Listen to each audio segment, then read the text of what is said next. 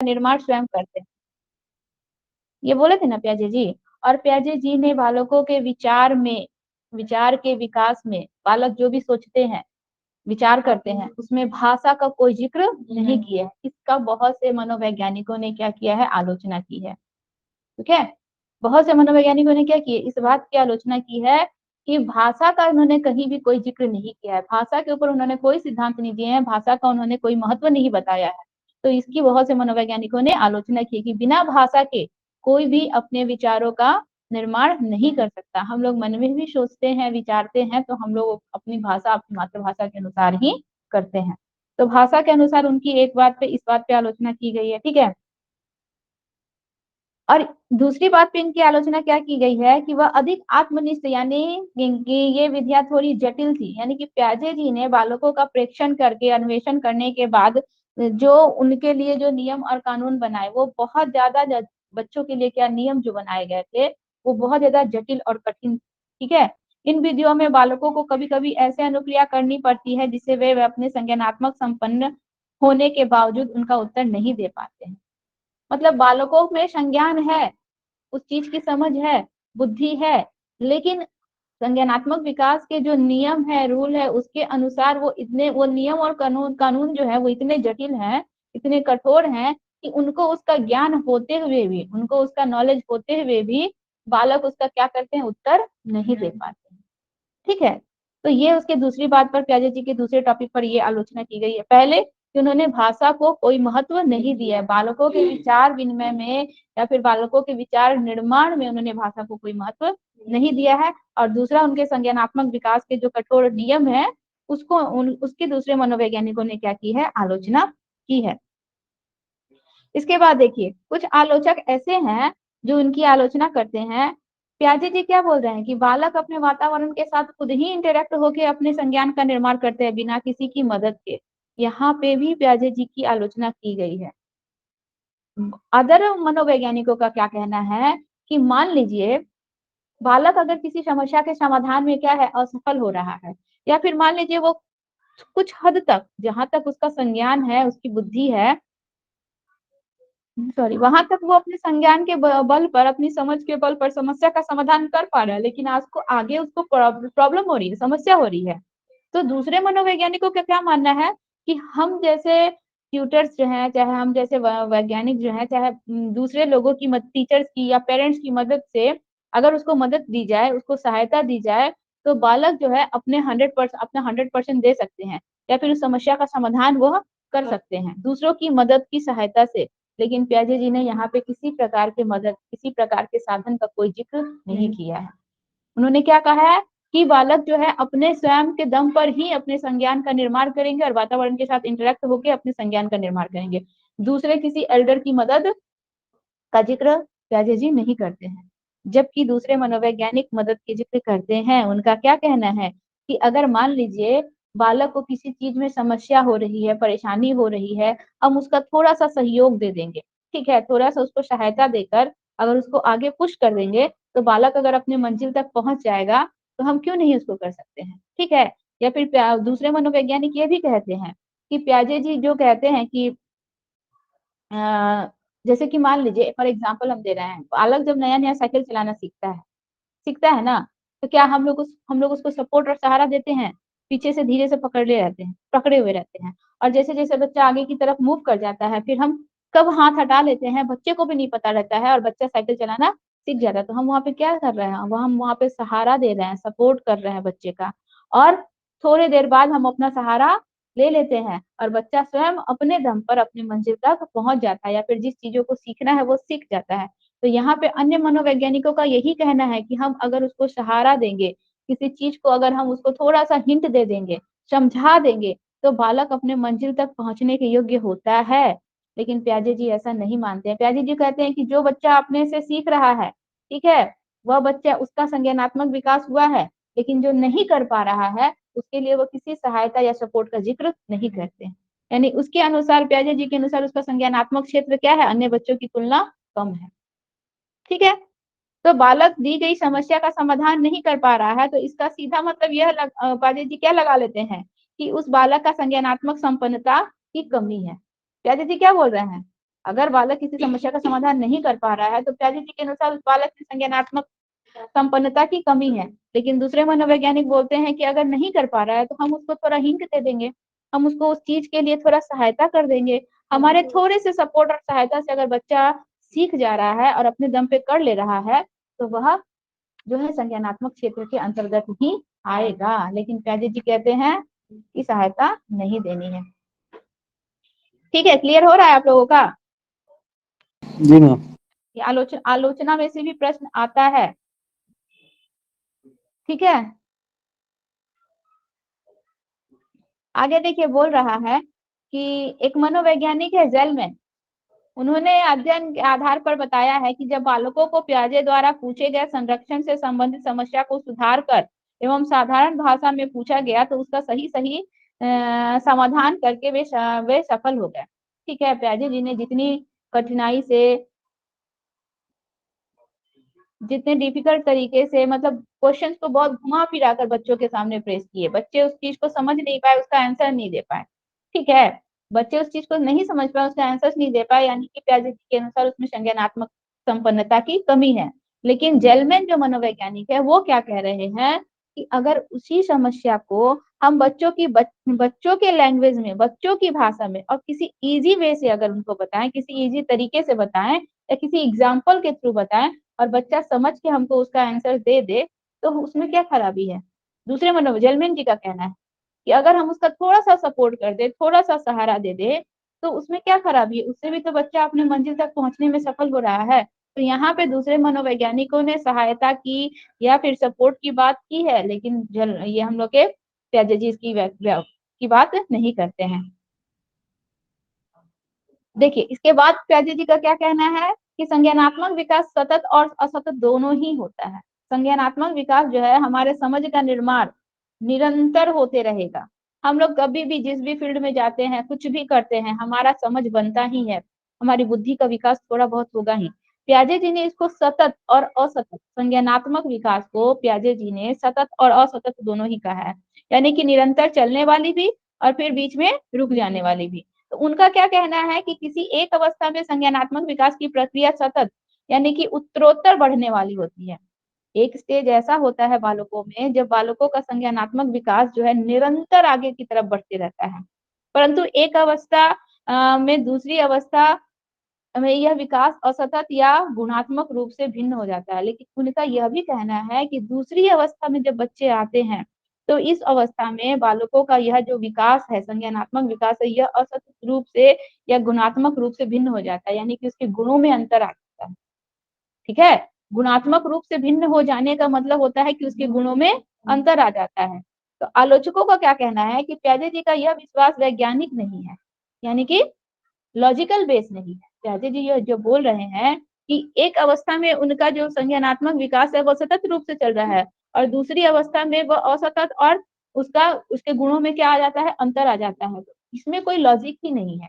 ठीक है, उनका ये मानना है, क्योंकि जो भी हम संज्ञानात्मक विकास दूसरी तीसरी चौथी अवस्था में देखते हैं वह ठीक पहले की अवस्था या अवस्थाओं से पूर्णतः अलग नहीं होता। ये चीज हम आप लोगों को संज्ञानात्मक विकास करवा रहे थे तो बताए थे कि कोई भी विकास जो है ऐसा नहीं है कि अचानक से बच्चे में आ गया, नहीं, उसका पोषण जो है पहले अवस्था में हो जाता है, उसकी शुरुआत पहले ही अवस्था में हो जाती है, उसका आरंभ हो जाता है। हाँ, विकास धीरे धीरे नेक्स्ट अवस्था में होता है। तो यहाँ पे मनोवैज्ञानिकों का यही कहना है कि कोई भी ऐसा विकास नहीं है जो सतत रूप से चल रहा है बीच में रुक गया, फिर जो नया विकास है वो एक नए स्टेज में नए रूप से पनपा, नहीं, उसकी शुरुआत कहीं ना कहीं से होती है, उसका बीज का बोया जाएगा तभी पौधे का निर्माण होगा, अचानक से पौधा नहीं निकल आएगा। ठीक है, तो दूसरे मनोवैज्ञानिकों का यही कहना है। तो अगर हम लोग देखें कि बालकों के चिंतन में तीसरी अवस्था में हम लोग का क्या होता है,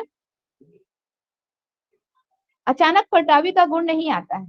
थर्ड स्टेज में बालकों में जो पलटावी गुण आ गया, थर्ड स्टेज कौन सा, थर्ड स्टेज कौन सा, मैम अंत क्या मैम बोला, अनंत नहीं मैम, अंत सक्रियात्मक ठोस संक्रियात्मक अवस्था। निशांत जी, ठोस ठोस लिखा संक्रियात्मक है, अवस्था, हाँ, ठोस या नहीं लिखा है। मूर्त संक्रियात्मक अवस्था या ठोस संक्रियात्मक अवस्था। ठीक है, तो ये तीसरी अवस्था। इस अवस्था में हम लोग क्या देखे थे कि बच्चों में इस स्टेज में पलटावी गुण आ जाता है, संरक्षण का गुण आ जाता है। तो यहाँ पे मनोवैज्ञानिकों का यही कहना है कि यह जो पलटावी गुण बच्चों में तीसरी अवस्था में आ रहा है, ये अचानक से तीसरी अवस्था में नहीं आता है। इसकी शुरुआत किस अवस्था में हो रही है? दूसरी अवस्था में ही हो गई है। दूसरी अवस्था में बालकों में जोड़ घटाव गुणा भाग का ज्ञान तो होता है, लेकिन उसके पीछे छिपे नियमों को वो नहीं जान सकते हैं। ठीक है, 2 जोड़ 2 4 होता है, लेकिन 4 घटाओ 2 क्या होता है ये नहीं जानते हैं। लेकिन उस अवस्था के अंतिम पड़ाव तक आते आते, यानी कि प्राक संक्रियात्मक अवस्था के अंतिम पड़ाव तक आते आते बच्चों में यह पलटावी गुण भी धीरे धीरे आने लगता है, इसका आरंभ होने लगता है। और वही आरंभ जो है हम लोग का थर्ड स्टेज में जाके विकास के रूप में हमें नजर आता है, बच्चों में वो पलटावी गुण दिखने लगता है। ठीक है, वहां आरंभ हो रहा है सेकंड स्टेज में ही, और थर्ड स्टेज में वो पूर्ण रूप से क्या हो गया? विकसित हो गया। ठीक है, तो ये यहाँ पे इनका यही कहना है मनोवैज्ञानिकों का कि कोई भी गुण बच्चों में अचानक से नहीं आता है, उसका कनेक्शन उसके पहले वाली अवस्था से कहीं ना कहीं जुड़ा होता है, तभी अगले अवस्था में उसका गुण आता है। ठीक है, तो पहले उसमें यह गुण संज्ञानात्मक विकास की दूसरी अवस्था में यह गुण प्रारंभ हो जाता है। ठीक है, प्रारंभ होना और विकास होना दोनों में अंतर होता है। क्वेश्चन ऐसे भी पूछ सकता है कि पलटावी गुण का प्रारंभ कौन से स्टेज में होता है और पलटावी गुण का विकास कौन से स्टेज में होता है। तो पलटावी गुण का प्रारंभ हम लोग का सेकंड स्टेज में ही हो जाएगा। ठीक है, कौन सा? प्री ऑपरेशनल स्टेज में। और उसका आरंभ हम लोग का विकास जो अगर होगा तो कौन सा हो जाएगा? कॉन्क्रीट ऑपरेशनल स्टेज में उसका पूर्ण रूप से विकास हो जाता है। तो प्रारंभ और विकास दोनों में अंतर होता है। ठीक है, और जब तक परिपक्वता या अनुभव में वृद्धि होने से अगली अवस्था में पलटावी का गुण विकसित हो जाता है। ठीक है, तो जैसे जैसे बच्चों में मेच्योरिटी आती है, ठीक है, तो उसके कारण क्या होता है? अनुभव होता है, तो अगली अवस्था में उसका पूर्ण रूप से क्या हो जाता है? विकास हो जाता है। तो संज्ञानात्मक विकास की विभिन्न अवस्थाओं को एक दूसरे से पूर्णतः स्वतंत्र मानना उचित नहीं होगा।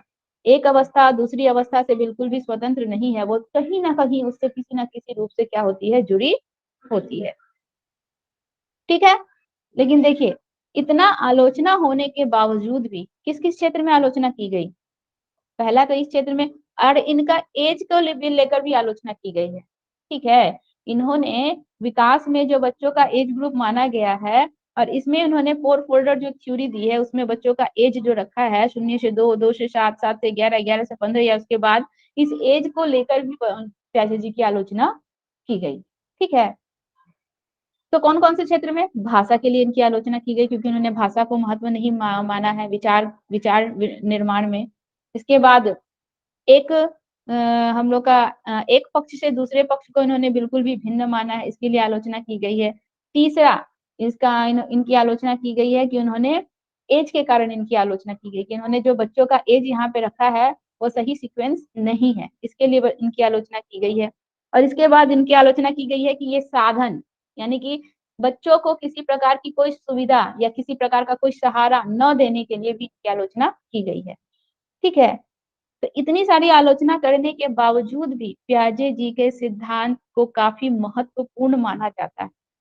ठीक है, इतना आलोचना होने के बाद भी, तो इस सिद्धांत के तथ्य की उपयोगिता शिक्षकों के लिए काफी अधिक बताई जाती है। हम टीचर्स जो होते हैं, एज ए टीचर्स हम लोग इन्हीं के सिद्धांतों को फॉलो करके बच्चों को क्या करते हैं? शिक्षा देते हैं। ठीक है, क्योंकि इससे बालकों के बौद्धिक विकास की व्यवस्था संतोषजनक ढंग से की जाती है। ठीक है, उनके एज ग्रुप को देखकर हम लोग सिलेबस बनाते हैं। उन्हीं के एज ग्रुप के अनुसार हम बच्चों की कैसी कैपेसिटी है, कैसी क्षमता है, अब किस स्टेज में संरक्षण का गुण आएगा, किस स्टेज में पलटावी गुण आएगा, उसके अनुसार बच्चों को कक्षा में पढ़ाया जाता है। सब चीज इन्हीं की चीजों को फॉलो किया जाता है, इतने आलोचना होने के बावजूद भी। ठीक है, क्लियर हुआ? क्लियर हुआ आप लोगों का? पूजा जी, गायत्री जी, यस मैम। 3 से 4 कैंडिडेट हैं, एक बार में अगर सीटेट निकाल दीजिएगा आप लोग, ठीक है, आपका भी नाम होगा, आपके साथ साथ मेरा भी नाम होगा। हम लोग भी आप एक दूसरे से इंटरकनेक्टेड है। ठीक है, कोशिश करेंगे हम आप लोग को इस कम समय में कुछ कुछ चीजें ऐसी हैं जिससे हम लोग का क्वेश्चन ज्यादा आता है वो आप लोग को हम करवा दें। मैम हाँ बोलिए। सुन रहे मैम, ये दिसंबर में ही एग्जाम ले लेगा क्या? नहीं, दिसंबर से जनवरी तक चलेगा, लेकिन जरूरी नहीं है, आपका दिसंबर में भी हो सकता है। वो जी तो मैम। आपका जब निकलेगा, एडमिट कार्ड आएगा ना, तो आपको पता चल जाएगा। किसी का एग्जाम दिसंबर में होगा। अब मान लीजिए यहाँ पे 3 लोग जुड़े हैं, यहाँ पे 5 लोग हैं, तो किसी का एग्जाम दिसंबर में होगा, किसी का एग्जाम जनवरी में होगा। डेट वाइज निकलता है। चलिए, पियाजे जी के सिद्धांत की शैक्षिक उपयोगिता क्या है। अभी हम लोग देखें कि इतना उनका आलोचना की गई है, इसके बाद भी शिक्षा के क्षेत्र में इसका बहुत अधिक महत्व है। ठीक है, इसी के अनुसार सारे पैटर्न बनाए जाते हैं, सिलेबस बनाए जाते हैं, बच्चों की बौद्धिक योग्यता के अनुसार हम कक्षा में बच्चों को पढ़ाते हैं, इन्हीं की थ्योरी के अनुसार। अब देखिए इसका शिक्षा के क्षेत्र में क्या महत्व है। आज हम लोग आज हम सोचे थे कि प्याजे जी को खत्म कर देंगे और वाइगोस्की जी को चालू कर देंगे। आज हम लोग का क्लास ही लेट से स्टार्ट हुआ।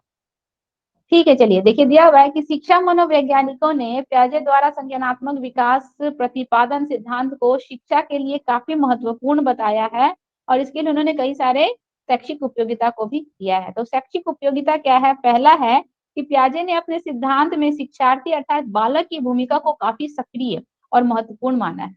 ठीक है, आप लोग को बार बार हम ये चीज बताते हैं कि बालक क्या है, अपने वातावरण के साथ खुद ही इंटरेक्ट होके एक्टिवली, ठीक है, एक्टिवली खुद ही इंटरेक्ट होकर अपने ज्ञान का निर्माण स्वयं करते हैं। तो प्याजे जी बालकों को क्या बता रहे हैं? एक क्रियाशील मानव बता रहे हैं। ठीक है, क्रियाशील प्राणी बता रहे हैं, जो क्या करते हैं, कुछ ना कुछ क्रिया करके, कुछ ना कुछ किसी ना किसी से इंटरेक्ट करके अपने ज्ञान का निर्माण खुद ही कर रहे हैं। तो इससे शिक्षकों को पाठ्यक्रम यानी कि करिकुलम तैयार करते समय शिक्षार्थियों की आवश्यकता, प्रेरणा, अभिरुचि पर विशेष रूप से नजर रखकर कार्यक्रम तैयार करने की सुविधा होती है। मतलब बच्चे जो है इतना ज्यादा क्रियाशील है, इतने एक्टिव है कि उनकी एक्टिविटी को देखकर हम उसका अनुकरण करेंगे। बच्चों को पहले हम ऑब्जर्व करेंगे, उसकी क्या एक्टिविटी है। 2 साल के बच्चे, 4 साल के बच्चे, 5 साल के बच्चे, प्याजे जी भी यही करते हैं, बच्चों का क्या करते हैं, ऑब्जर्वेशन करते हैं। तो उसके बाद हम देखेंगे कि उनका क्या, उस स्टेज में बच्चों का क्या रिक्वायरमेंट है। ठीक है, उनको उस समय कैसे मोटिवेट कर सकते हैं हम लोग, उनकी रुचि किस किस क्षेत्र में है, उसके अनुसार हम क्या बनेंगे, करिकुलम तैयार करेंगे, यानी कि उनका पाठ्यक्रम तैयार करेंगे। अब उनके पाठ्यक्रम में कैसे कैसे सिलेबस होने चाहिए, कौन कौन से इंटरेस्टिंग चीजें डालनी चाहिए, पिक्चर्स ऐड करनी चाहिए या नहीं, कौन कौन से गेम ऐड करने चाहिए, तो उनके इच्छाओं के अनुरूप उनकी एक्टिविटी को को देख कर आंक कर ही हम लोग क्या करेंगे, करिकुलम को तैयार करेंगे। तो शिक्षा के क्षेत्र में प्याजे जी के सिद्धांत का एक ये महत्व है। दूसरा बोल रहा है कि प्याजे जी का सिद्धांत स्पष्टता यह बता देता है कि बालकों के चिंतन में जीववाद और आत्मकेंद्रिता जैसे दोष उत्पन्न हो जाते हैं। कौन से स्टेज में पढ़े थे? जीववाद का गुण और आत्मकेंद्रिता का गुण, इगोसेंट्रिज्म। सबसे लास्ट स्टेज में बालकों में जीववाद और आत्मकेंद्रिता का गुण होता है। नहीं मैम, उससे खत्म हो जाता है। उसमें तो पूरी तरह से खत्म हो जाता है।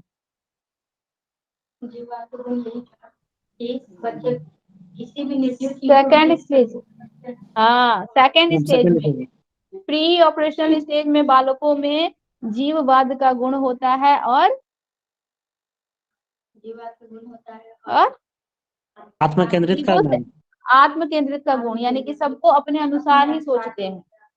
हाँ, तो ये जो दोनों गुण है, यह बालकों में हम लोग को ये पता चल जाता है। शुरुआती दौर में बच्चों में ये गुण होते हैं, तो उसके अनुसार भी सिलेबस तैयार करना चाहिए।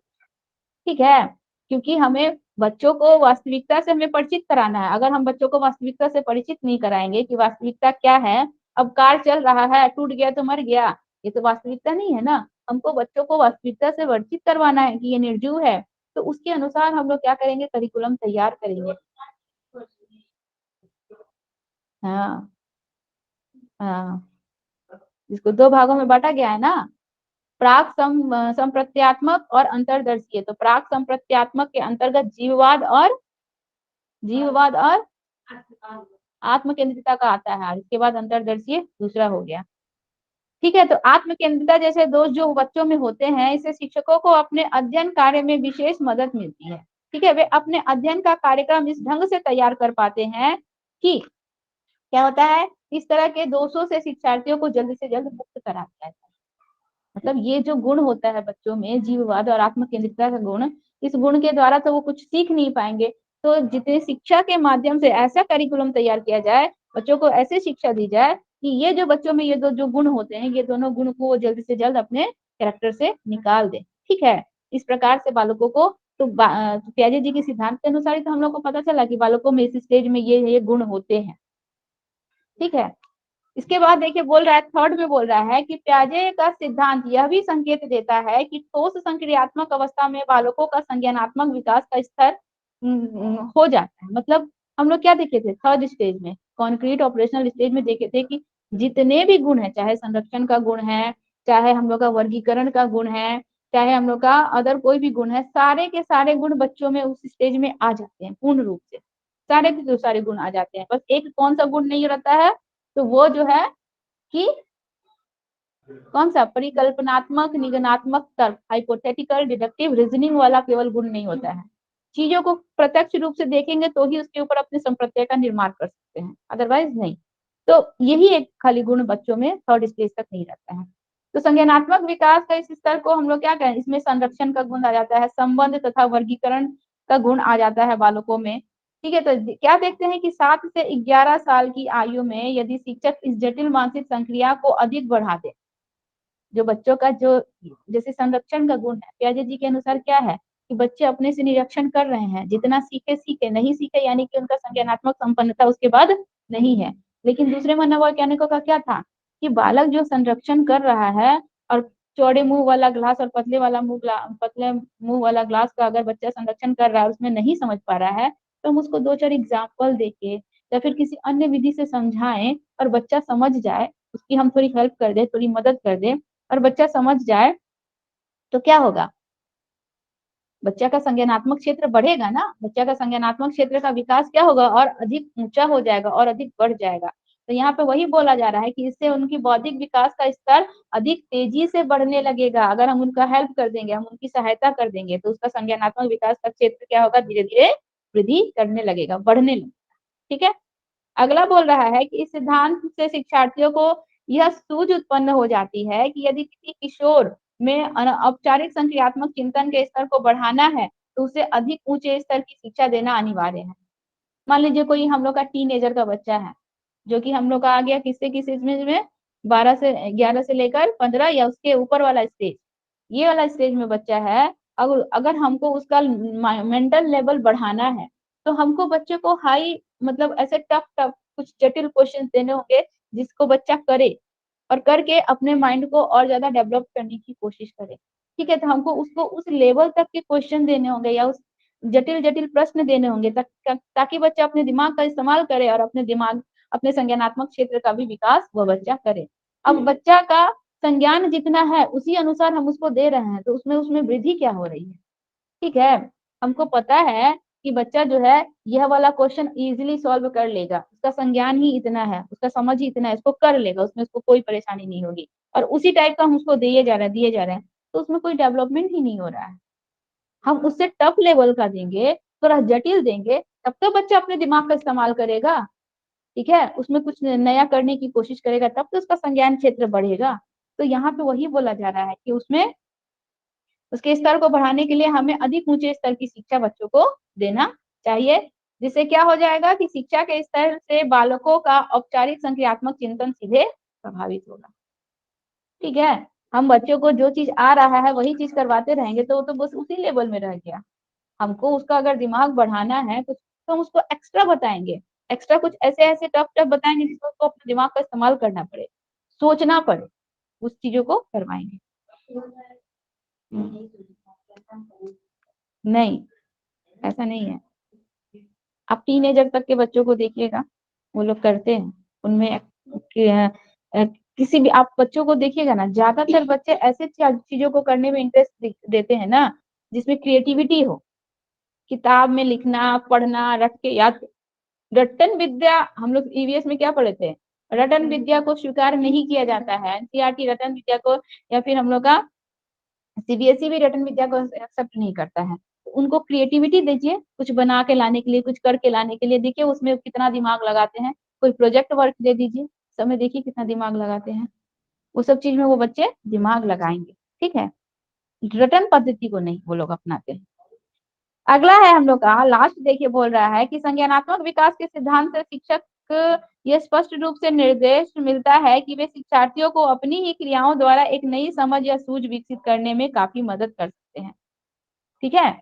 मतलब बच्चे की जो अपनी समझ है, जो अपनी सूझ है, उसी में बच्चे क्या कर रहे हैं, कुछ नया ऐड कर रहे हैं, उसी में कुछ जोड़ जाड़ के नया इन्वेंट कर रहे हैं, नए चीजों को बनाने की कोशिश कर रहे हैं। तो ये हम लोग का क्या हो जाता है, बच्चों का संज्ञानात्मक स्तर जो है इससे क्या हो जाता है, हाई हो जाता है। यानी कि क्या होता है कि शिक्षक को शिक्षार्थियों की मदद आवश्यक रूप से हर कदम पर नहीं करनी चाहिए, हर जगह हमें नहीं बताना चाहिए, ये नहीं आ रहा है चलो ये भी बता देते हैं, ये नहीं आ रहा है चलो, उसमें बच्चा अपना दिमाग ही नहीं लड़ा रहा है। हमें शिक्षक होने के नाते हमें बच्चे की मदद करनी है। मान ले हम देख रहे हैं कि बच्चा ये सब को कर रहा है, कर रहा है, कर रहा है, कुछ हद तक आगे बढ़ा, लेकिन फिर बेचारा जाके एक जगह स्टॉप हो गया, उसको उसके बाद समझ ही में नहीं आ रहा है। वहां पे हम उसको थोड़ा हिंट दे देंगे, थोड़ा सपोर्ट कर देंगे, और बस हम सपोर्ट करके अपना हाथ पीछे ले लेंगे, बच्चा उसके बाद अपने आप कर रहा है। लेकिन अब क्या, नहीं आ रहा है, लाओ हम बना देते हैं, ये भी नहीं आ रहा है, लाओ ये भी हम बना देते हैं। बच्चा अपना दिमाग का इस्तेमाल ही कहाँ कर रहा है। बच्चे को खुद उसमें इन्वॉल्व करना है, बच्चे को एक्टिव करना है कि तुम खुद इसको करो। देखिए जो चीज हम लोग खुद करते हैं, खुद से करके सीखते हैं, वो चीजों का, उस चीजों की समझ हमारे माइंड में ज्यादा बनती है। लेकिन जो हमको मास्टर बता दिए, कॉपी में सम्स बना दिए, रटवा दिए, वो चीज हमारे दिमाग में जल्दी नहीं घुसेगा। वो कुछ समय तक रटा हुआ है, वो कुछ समय तक दिमाग में रहेगा, कुछ समय के बाद निकल जाएगा। लेकिन जो चीज हम अपनी समझ से, अपनी बुद्धि से बनाए हैं, उस चीजों को हम बहुत टाइम तक अपने माइंड में रख सकते हैं, दूसरे को बता सकते हैं, समझा सकते हैं, उसमें चार लॉजिक दे सकते हैं, उसमें चार एग्जाम्पल दे सकते हैं, ठीक है। इसीलिए बोला जाता है कि बच्चे को खुद से किसी कार्य को करने के लिए प्रेरित करना चाहिए। प्याजे जी भी इसी पर जोर देते हैं कि बच्चे को क्रियाशील बनाना है, बच्चे खुद से करें, ठीक है। तो हर जगह हर कदम पर हमें बच्चे की मदद नहीं करनी है, क्योंकि ऐसा करने से क्या हो जाएगा, स्वायत्तता, यानी कि बच्चों के अंदर जो स्वतंत्रता की भावना है तथा आत्मविश्वास जैसे गुणों का विकास नहीं होगा, ठीक है। आत्मविश्वास जैसे गुणों का विकास बालकों में नहीं होगा। बालक बोलेंगे कि हम ये सवाल दिए हैं, नहीं हो रहा है, नहीं हम नहीं बना पाएंगे। उसका उसका मोरल जो है ना, वो अंदर से ही टूट जाएगा, बोलेगा कि हम ये बना ही नहीं पाएंगे, हमसे ये बनता ही नहीं है। क्योंकि वो क्या है, मास्टर के ऊपर डिपेंडेंट है, जानता है कि जाएंगे स्कूल या ट्यूशन तो सर देखेंगे कि नहीं बनाया तो सर मेरे कॉपी में बना देंगे। और अगर बोला जाएगा कि नहीं तुमको खुद से बना के लाना है, तो बच्चे खुद एक्टिव रहेंगे, ठीक है। तो क्या बोल रहा है कि संज्ञानात्मक विकास में एक बाधक के रूप में साबित हो जाता है। अगर बार बार हम बच्चे का हेल्प कर रहे हैं हर जगह हर क्षेत्र में, तो वह बाल केंद्रित शिक्षा ना होकर क्या हो जाएगी, शिक्षक केंद्रित शिक्षा हो जाएगी। यानी कि शिक्षक ही वहां पे एक्टिव है, हमें बच्चों को एक्टिव करना है, और बच्चों का समय समय पर थोड़ी थोड़ी मदद करनी है, हर जगह मदद नहीं करनी है, ठीक है। क्लियर हो गया, इसमें कोई प्रॉब्लम है? हा? कोई प्रॉब्लम है आप लोग को, कभी कोई प्रॉब्लम आता है इससे, खाली इसी से रिलेटेड क्वेश्चन हम आप लोग को देंगे, संज्ञानात्मक विकास से ही रिलेटेड क्वेश्चन देंगे, उसका टेस्ट लेंगे। चलिए,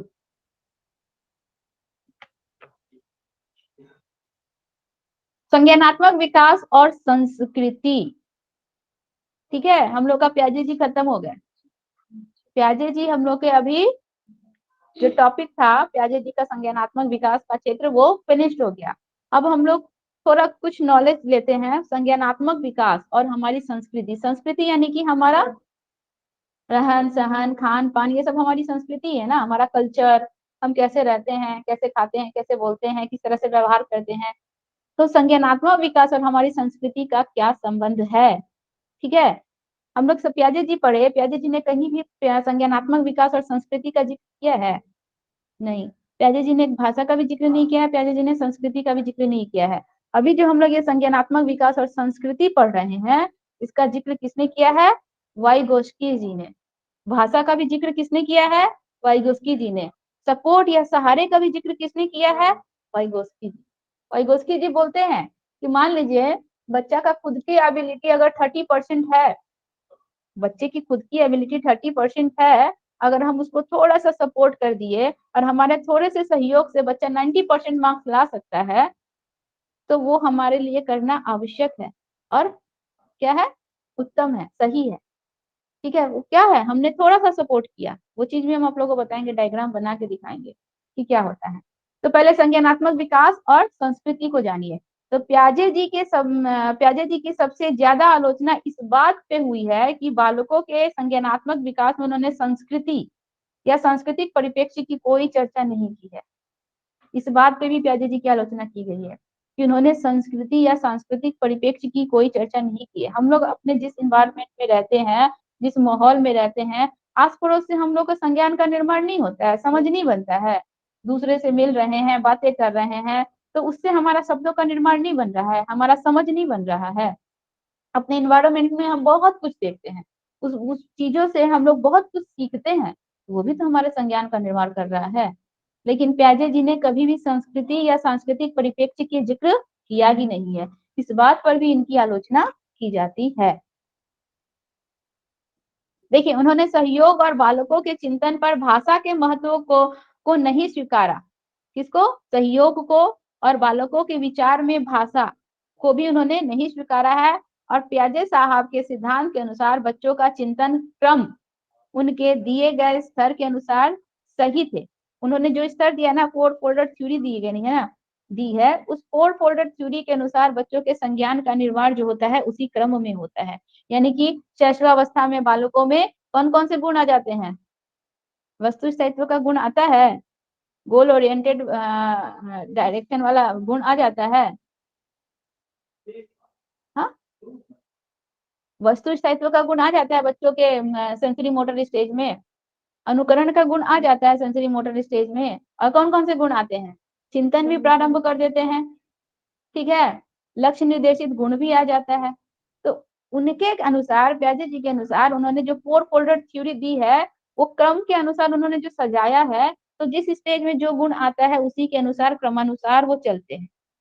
ठीक है, कि इस स्टेज में ये गुण आ गया, सेकंड स्टेज में ये गुण आ गया, थर्ड स्टेज में ये गुण आ गया, फोर्थ स्टेज में, ये क्रम के अनुसार चल रहा है, क्रमानुसार चल रहा है। ठीक है, परंतु उनके द्वारा बताई गई उम्र सीमा में असमानताएं हैं। हम क्या बोले थे, उम्र को भी लेकर उनकी आलोचना की गई है।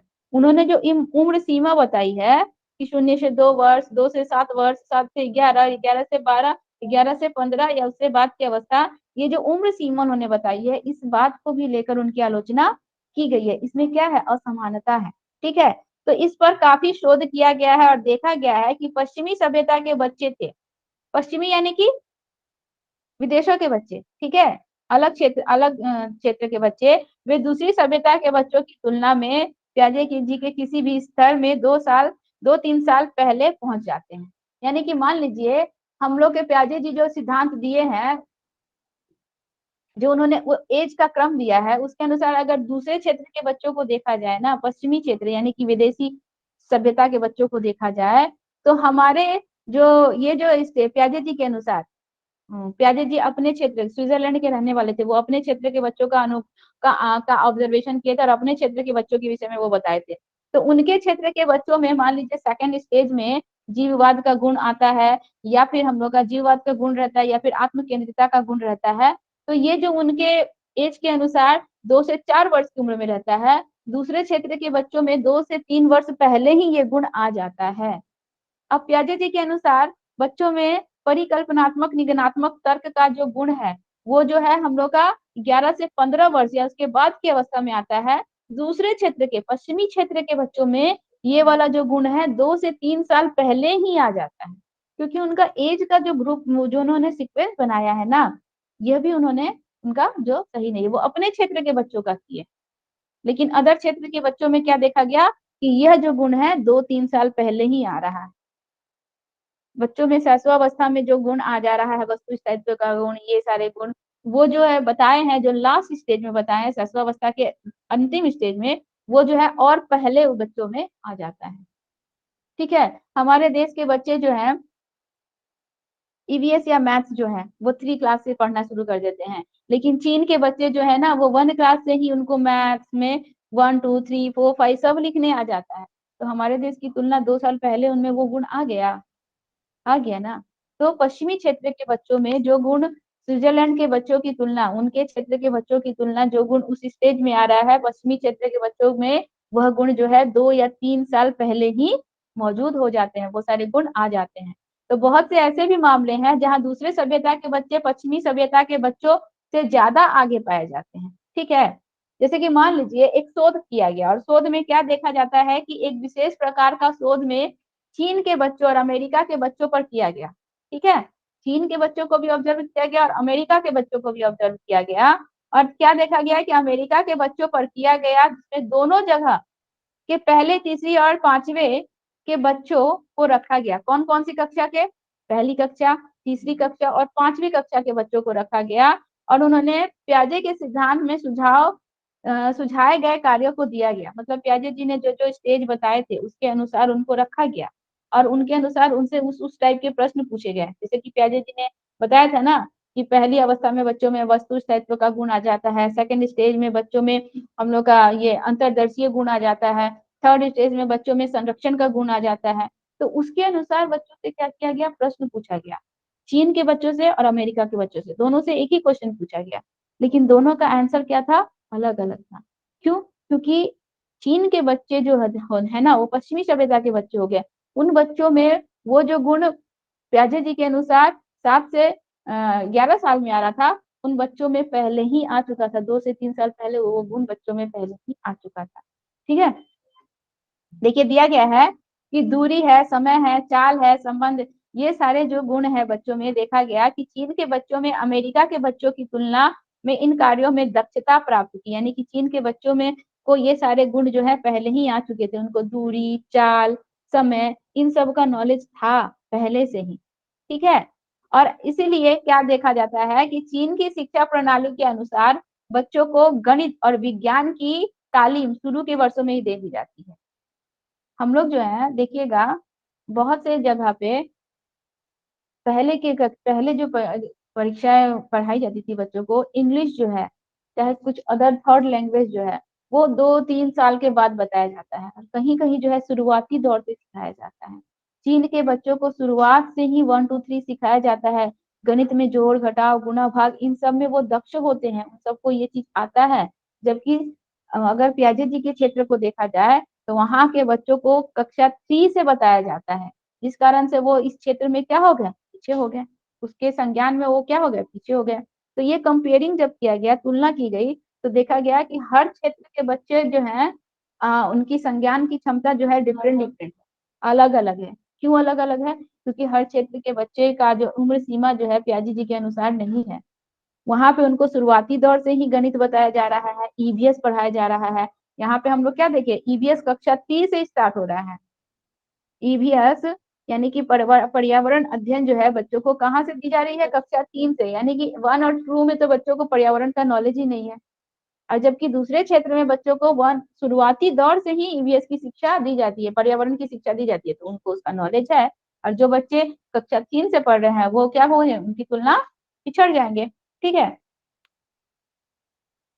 तो इस तरह से अलग अलग क्या होता है, सभ्यता के अनुसार ये सब किसका असर पड़ रहा है, ये एग्जाम्पल हम किसका दे रहे हैं, हमारी सभ्यता का, हमारी संस्कृति का। उनकी संस्कृति है कि उनको शुरुआती दौर से वो सारी शिक्षाएं दी जाती है। हमारे देश की संस्कृति है कि हमको 3 और 4 से वो सब की शिक्षा दी जाती है। इस संस्कृति का ना असर पड़ रहा है। अमेरिका के में रहने वाले बच्चे, उनकी संस्कृति ऐसी है कि उनको शुरू से इंग्लिश बोलना है, इंग्लिश में ही बात करना है, उनकी संस्कृति ऐसी है, उनके आसपास का माहौल वैसा है, वहां के बच्चों को इंग्लिश आता है। तो हमारे देश के बच्चों को इंग्लिश नहीं आता है, क्योंकि यहाँ पे इंग्लिश की शिक्षा जो है बहुत देर से दी जाती है। यहाँ पे घर का माहौल वैसा नहीं है, यहाँ की संस्कृति वैसा नहीं है। यहाँ पे हिंदी भाषा की शिक्षा दी जाती है, बच्चे जन्म से ही हिंदी बोलना सीख जाते हैं। तो अलग अलग देश की अलग अलग संस्कृति होती है और बच्चों के संज्ञान के विकास में उसकी संस्कृति का भी बहुत बड़ा योगदान होता है। ठीक है, आप बिहार के ही किसी बच्चे को ले जाओ और ले जाके अमेरिका में जन्म हुआ है उसको वहीं छोड़ दो, वहां की संस्कृति के अनुसार बच्चा, वहां के एनवायरमेंट के अनुसार बच्चा पढ़ेगा। तो जो बच्चा बिहारी टोन में बोलता है या ठेठ बिहारी शब्द बोलता है, वहां रहने वाला उसी का दो, मान लीजिए सपोज दैट 2 जुड़वा भाई है, एक को उठा के अमेरिका भेज दिया गया जन्म लेने के बाद और एक यहीं पे रह गया, तो एक ठेठ बिहारी बोलता है और एक इंग्लिश में बात करता है, वो भी फॉरेन लैंग्वेज में बात करता है, ठीक है, तो किसका असर हो रहा है? वहां की संस्कृति का असर हो रहा है ना, वहां के परिवेश का असर हो रहा है।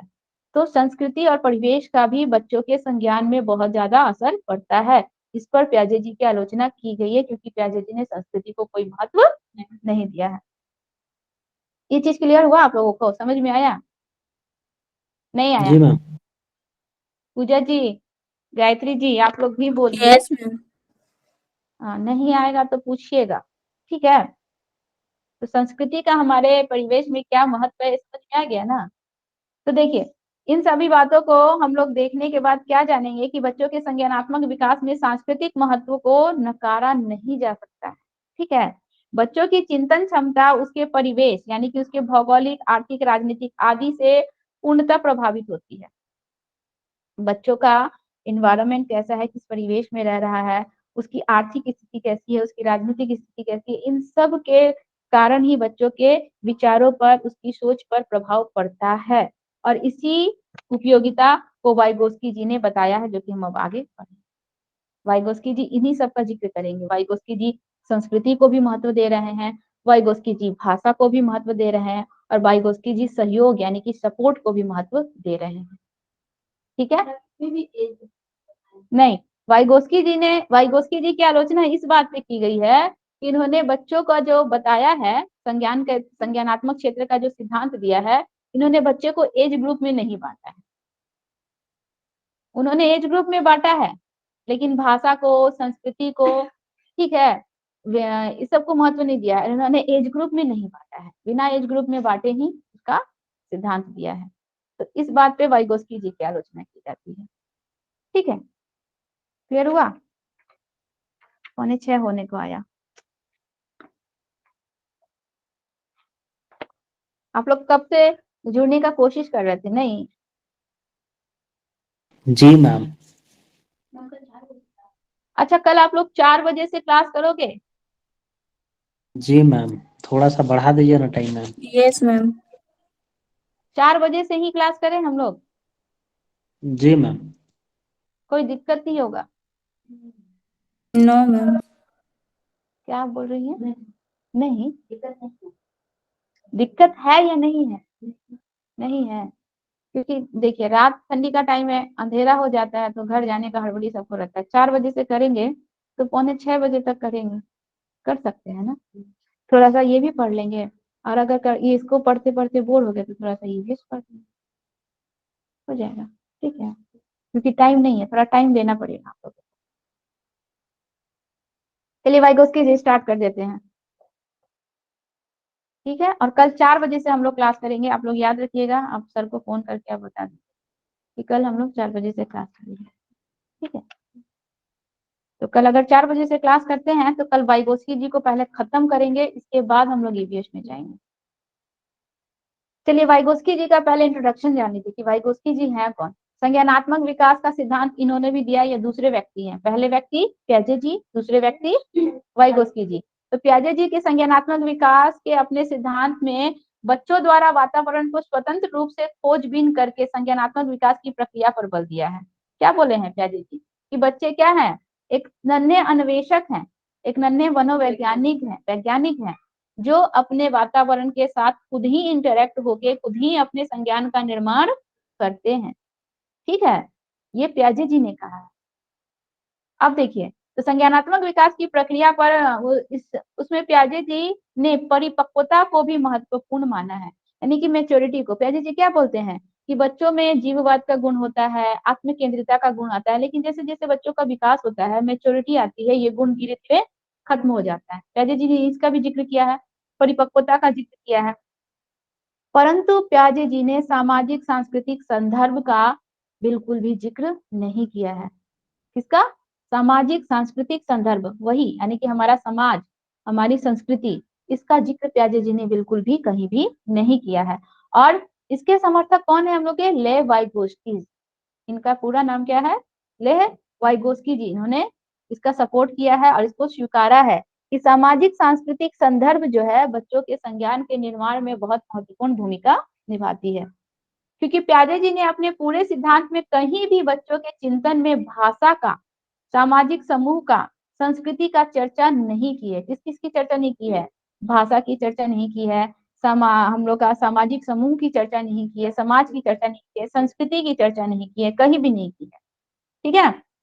जबकि वाइगोस्की जी ने बच्चों के संज्ञानात्मक विकास में देखिए किस किस का, सामाजिक कारकों का, भाषा को महत्वपूर्ण बताया है, संस्कृति को महत्वपूर्ण बताया है। हाँ अभी देखिए ना, इनका भी बहुत, इनका इनका फोर फोल्डर था ना, और इनका हम लोग का स्कैप फोल्डिंग हो जाएगा, स्कैप फोल्डिंग का थ्योरी आएगा। देखिए ना, मजा आएगा पढ़। वाइगोस्की जी और प्याजे जी नहीं कंफ्यूज होंगे, हम बता रहे हैं तो कंफ्यूज हो रही हैं आप लोगों को, तो हम बता नहीं रहे, रटवा रहे हैं। अभी तक जितना प्याजे जी के बारे में बताए हैं, दिमाग से आउट हुआ है आप लोगों का? आउट हुआ है? नहीं। आप लोगों से भी पूछ रही हूँ, आउट हो गया? No ma'am. No ma'am. चलिए, इसीलिए तो दोनों हम चाहते हैं कि दोनों एक साथ जल्दी, जितना जल्दी खत्म होगा ना उतना माइंड में रहेगा। टाइम लेके ज्यादा अगर डिले करेंगे तो उधर का भूल जाएंगे तो फिर कंफ्यूज हो जाएंगे। तो देखिए, वाइगोस्की जी ने संज्ञानात्मक विकास के क्षेत्र को सामाजिक सांस्कृतिक सिद्धांत भी कहा जाता है। ठीक है, क्वेश्चन यहाँ से भी आता है कि सामाजिक सांस्कृतिक सिद्धांत का क्षेत्र किसने कहा है संज्ञानात्मक विकास को? तो वाइगोस्की जी ने। जहां समाज का, संस्कृति का जिक्र हो, ठीक है, संज्ञानात्मक क्षेत्र में समाज का, संस्कृति का जिक्र हो संज्ञानात्मक क्षेत्र में, तो किसका नाम लेंगे? वाइगोस्की जी का। प्याजे जी ने कभी भी समाज और संस्कृति का जिक्र नहीं किया है। जहां संज्ञानात्मक क्षेत्र में भाषा का जिक्र हो, किसका नाम लेंगे? वाइगोस्की जी का। प्याजे जी ने भाषा का जिक्र नहीं किया है। याद रहेगा ना आप लोगों को? चलिए, तो वाइगोस्की जी ने प्याजे द्वारा बच्चों के संज्ञानात्मक विकास में संस्कृति की भूमिका को न मानने वाले सिद्धांत को अस्वीकार करते हुए क्या कहा है कि हकीकत ऐसा है कि बच्चे जिस उम्र में भी किसी संज्ञानात्मक कौशल को सीखते हैं, उस पर इस बात पर अधिक प्रभाव पड़ता है कि क्या संस्कृति से उन्हें संगत सूचना या फिर निर्देशन प्राप्त हो रहा है या नहीं। यानी कि जिस संस्कृति में, जिस समाज में वो रह रहे हैं, उस संस्कृति से, उस समाज से उनको सूचनाएं मिल रही हैं या नहीं। ठीक है, उनको नए नए ज्ञान मिल रहे हैं या नहीं, वो अपने संज्ञान का निर्माण कर पा रहे हैं या नहीं, उनके संज्ञानात्मक क्षेत्र में विकास हो रहा है या नहीं। ठीक है, मान लीजिए एक शिशु है, आप लोग जंगल बुक देखे हैं? जंगल जंगल बात चली है, पता चला है। उसमें जो बच्चा जो था, छोटा जो बच्चा था, उसको जन्म के बाद वह जंगल में तुरंत रह जाता है, जंगल में रह जाता है। उसका भाषाई विकास होता है, मनुष्य की तरह वो बोल पाता है? नहीं। रियल में देखिए, वो एनिमल्स के साथ रहता है। ठीक है, कोई संस्कृति नहीं है, कोई समाज नहीं है, तो उसका वहां पे किसी भी प्रकार का कोई विकास हो पा रहा है? नहीं हो पा रहा है। एक बच्चे को आप गांव के क्षेत्र में ही रखिए ना, वहां पे उसके पास क्या है? अपनी एक संस्कृति है, अपना एक समाज है। उस समाज से वह दिन प्रतिदिन हर रोज कुछ ना कुछ सीख रहा है, अपनी संस्कृति से हर रोज वो कुछ ना कुछ सीख रहा है। उसमें भाषा का विकास हो रहा है। ठीक है, उसमें हम लोग के भौगोलिक क्षेत्रों का विकास हो रहा है, हर एक क्षेत्र का विकास हो रहा है। लेकिन जो जंगल में रह रहा है उसका विकास हो रहा है? नहीं हो रहा है। तो संस्कृति और समाज का कितना बड़ा रोल है। हम लोग खुद एक सामाजिक प्राणी है, हम लोग बिना समाज के रह पाएंगे? हम लोग सामाजिक प्राणी, हम लोग बिना समाज के रह नहीं सकते हैं। अगर हमको समाज से अलग कर दिया जाता है या समाज से बहिष्कृत कर दिया जाता है तो हम सरवाइव नहीं कर पाते हैं, क्योंकि हम लोग सोशल ह्यूमंस हैं, सोसाइटी में ही हम लोग रह सकते हैं। ठीक है, तो संस्कृति से अलग होकर कोई भी मानव नहीं रह सकता है, और संस्कृति का और समाज का बालकों के संज्ञानात्मक विकास पर बहुत बड़ा प्रभाव पड़ता है, उनके विकास में इसका बहुत बड़ा योगदान होता है। ठीक है, देखिए वाइगोस्की जी ने क्या बताया है कि संज्ञानात्मक विकास एक अंतर व्यक्तिक सामाजिक परिस्थिति, यानी कि इंटरपर्सनल सोशल कॉन्टेक्स्ट। आप लोग को अंतर व्यक्ति और अंतरा व्यक्ति बताए थे, एक बार याद है?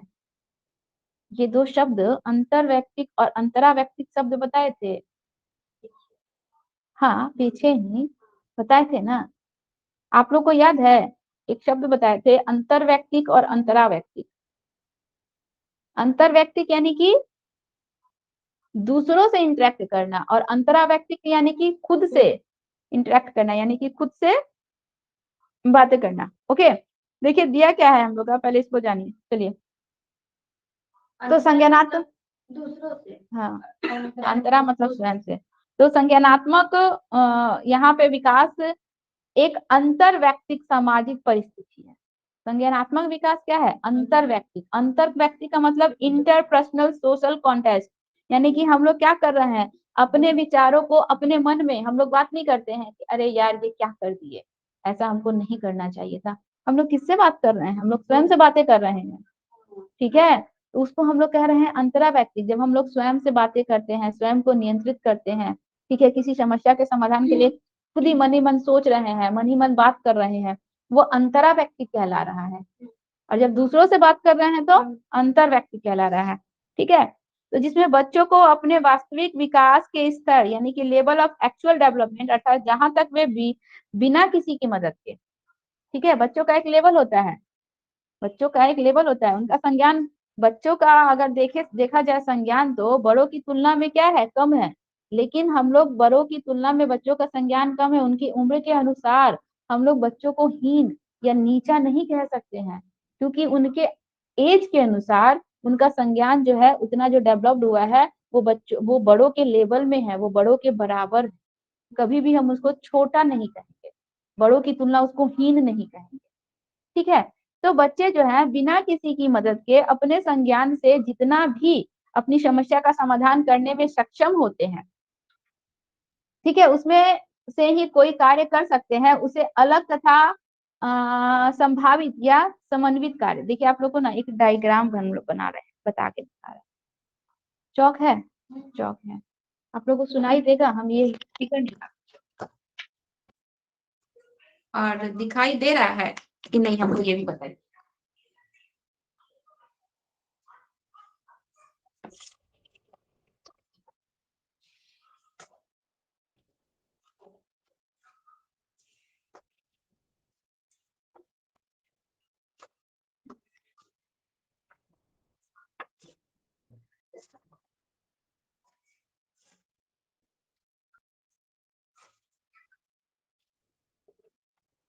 ये क्या होगा?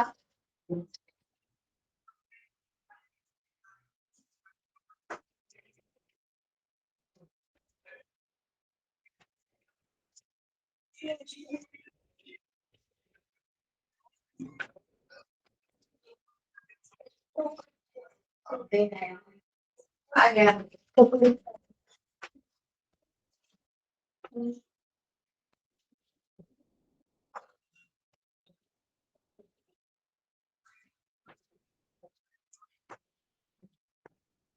ठीक है, देखिए आप लोग को बता क्या रहे हैं, क्या बोल रहे हैं प्याजी जी, क्या कहते हैं प्याजी जी? सहयोग का जिक्र, आप लोग को दिख रहा है ये डायग्राम, प्याजी जी सहयोग का जिक्र करते हैं, ठीक है। मान लीजिए बच्चों का संज्ञान क्या है, एज के अनुसार कम है, तो बच्चे किसी समस्या के समाधान में, मान लीजिए ये हम लोग का क्या है, हम लोग का 50% दिए, ठीक है। बच्चे अपने दम से, अपने संज्ञान के मदद से, अपनी बुद्धि के दम पर इस किसी समस्या का समाधान क्या कर रहे हैं, यहाँ तक कर पा रहे हैं, जिसको हम लोग क्या कहेंगे, वास्तविक विकास। यानी कि ये बच्चों का खुद की बुद्धि है, खुद की समझ के अनुसार बच्चे जो है इतना समस्या का समाधान कर ले रहे हैं। लेकिन इसके बाद बच्चे जो है अटक जाते हैं, बच्चे जो है अब समस्या का समाधान करने में क्या है, असहाय है, असमर्थ है, ठीक है। तो हम क्या करेंगे, वहां पे बच्चों को थोड़ा सा हिंट दे देंगे। वाइगोस्की जी सहयोग का जिक्र कर रहे हैं ना, हम बच्चों को क्या कर देंगे, थोड़ा सा हिंट दे देंगे, थोड़ा सा उसको सहयोग दे देंगे। और हम बच्चों को सहयोग दे दिए तो बच्चे सहयोग दे के हम फिर सहयोग ले लिए, ऐसा नहीं कि सहयोग दे के उसको आखिरी तक गए। तो सहयोग दे दिए, सहयोग देने के बाद हम क्या देखे कि बच्चे जो है 50% जहाँ पे अटक रहे थे, वो 50% भी काम बच्चे खुद से अब खुद की दम पे कर लिए। तो टोटल काम बच्चे कर लिए। ये काम बच्चे किसकी हेल्प से किए, किसी की मदद से, ठीक है, अपने किसी बड़े की मदद से, अपने किसी बड़े की मदद से बच्चा जो है इतना परसेंट काम जो है कर लिए, सॉल्व कर लिए, ठीक है। तो ये हम लोग का क्या कहलाता है, इसको हम लोग कहते हैं जितना बच्चे स्वयं अपनी मदद से कर रहे हैं, ये उसको कहते हैं वास्तविक विकास। और जो बच्चे दूसरे की मदद से कर रहे हैं उसको कहते हैं हम लोग संभावित विकास। तो बच्चों की हेल्प करने के बाद बच्चे जो संभावित विकास करने के बाद कहाँ पहुंच गए, अपने गोल, यानी कि उनका जो लक्ष्य था अपने लक्ष्य तक पहुंच गए, ठीक है। प्यारे जी इसका जिक्र नहीं कर रहे थे, प्यारे जी सहयोग की बात नहीं कर रहे थे। प्यारे जी क्या बोल रहे थे कि जहां तक यहाँ तक वो विकास कर पा रहा है, यहाँ तक वो अपनी समस्या का समाधान कर पा रहा है, इसका संज्ञानात्मक संपन्नता इतना ही है, अब इससे ज्यादा नहीं है। लेकिन वाइगोस्की जी क्या बोले कि नहीं, बच्चा यहाँ तक कर पा रहा है ना, यानी कि उसका संज्ञान है, हम थोड़ा सा उसको सपोर्ट कर देंगे, थोड़ा सा उसको हिंट दे देंगे, तो वो अपना संभावित विकास की मदद से अपने गोल तक पहुंच जाएगा। तो वाइगोस्की जी ने क्या किया, बच्चों को थोड़ा सा मदद कर दिया, बच्चे क्या है 50% जो उनका कम था 50% और कर लिए और बच्चे अपने गोल तक पहुंच गए। तो इस तरह से बच्चे ने क्या किया, अपने संज्ञान का निर्माण पूर्ण रूप से कर लिया। थोड़ा सा एग्जाम्पल देके, थोड़ा सा सपोर्ट देके उन्होंने अपने संज्ञान का निर्माण पूरी तरह से कर लिया। इसको हम लोग कहते हैं वाइगोस्की जी का संज्ञानात्मक विकास का क्षेत्र। ठीक है, अब इसमें हम लोग का और भी बहुत कुछ आता है। हम लोग कल पढ़ेंगे ZPD यानी कि जोन प्रॉक्सिमल डेवलपमेंट। इस चीज को पढ़ने के लिए हम लोग को और अधिक विस्तार में पढ़ना होगा, कम से कम आधा घंटा चाहिए, तो 6:30 हो जाएगा। फिर आज पहले इतना जानिए कि प्याजे जी का ये थ्योरी था कि वास्तविक विकास में अगर हम थोड़ा सा सहयोग दे दे, थोड़ा सा सपोर्ट कर दे, तो संभावित विकास का क्षेत्र जो है अपने गोल तक पहुंचने में बच्चों की मदद करता है। तो ये हम लोग का वाइगोस्की जी का संज्ञानात्मक विकास का क्षेत्र कहलाता है। इसमें और भी बहुत कुछ है, हम लोग कल पढ़ेंगे कि संभावित क्षेत्र किसे कहते हैं, ZPD किसे कहते हैं। ठीक है, ZPD से हम लोग का क्वेश्चन आता है, ZPD से हम लोग का क्वेश्चन आता है, तो ZPD किसे कहते हैं। इसके बाद हम लोग प्याजे जी का स्कैप फोल्डिंग पढ़ेंगे। स्कैप फोल्डिंग क्या है, वही संयोग को ही प्याजे जी है वाइगोस्की जी ने स्कैप फोल्डिंग का नाम दिया है। ठीक है, तो वो सब चीज हम लोग कल पढ़ेंगे। आज जो है ना इतना जल्दी नहीं हो पाएगा, 10 या 15 मिनट में नहीं हो पाएगा। इस चीज को और अच्छे से डायग्राम बना के हमको कल समझाना होगा। आज बार इतना ही रहने दीजिए, कल हम लोग 4 बजे जुड़ते हैं और पहले वाइगोस्की जी कंप्लीट करेंगे, इसके बाद हम लोग EVS पढ़ेंगे। ठीक है, जी मैम। तो बाकी हम लोग कल के लिए छोड़ते हैं। चलिए तो फिर हम मीटिंग ऑफ करते हैं। Thank you ma'am.